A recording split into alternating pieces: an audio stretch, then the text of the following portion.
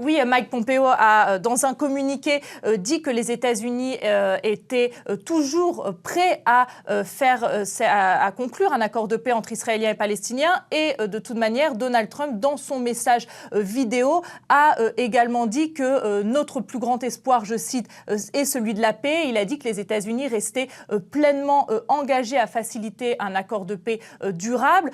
Alors, avec cette décision, Donald Trump remplit évidemment une promesse de campagne, mais il souhaite aussi un peu bousculer les choses pour tenter finalement, il fait encore un pari, c'est un pari de la part de Donald Trump, et il reste engagé évidemment sur ce sujet. Il pense que finalement les choses n'ont pas bougé depuis des années, qu'il y avait une loi qui autorisait le transfert de l'ambassade américaine vers Jérusalem, et que finalement ses prédécesseurs ne l'ont pas fait pour des questions de sécurité, mais Donald Trump a décidé de prendre cette décision justement en mettant en avant la sécurité nationale. Et puis son ambassadeur en Israël, David Friedman, a dit que finalement avec cette décision, les négociations seront certainement basées davantage sur des faits plus réalistes et non, je cite, sur des fantaisies. Alors même si ici à Washington, évidemment, de nombreux experts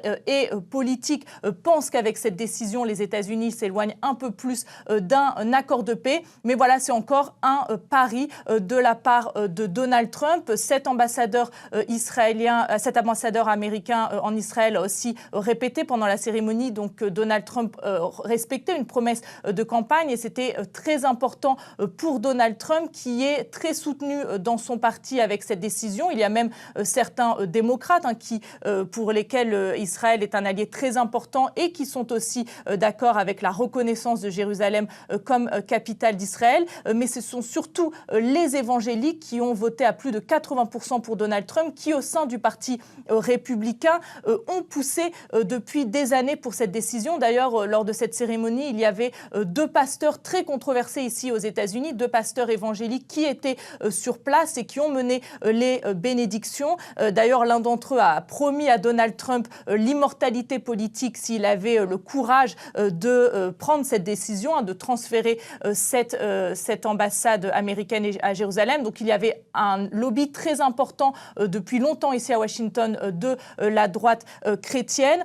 Et puis Donald Trump, donc, qui a aussi marque une rupture avec ses prédécesseurs, et on sait qu'il aime se démarquer. Alors toutefois, le fait qu'il ne soit pas rendu sur place, et que ni même son vice-président Mike Pence, qui est lui un évangélique, ne se soit pas rendu sur place, il y a aussi cette volonté de ne pas trop s'afficher après une décision tout de même qui a provoqué la controverse au sein de la communauté internationale.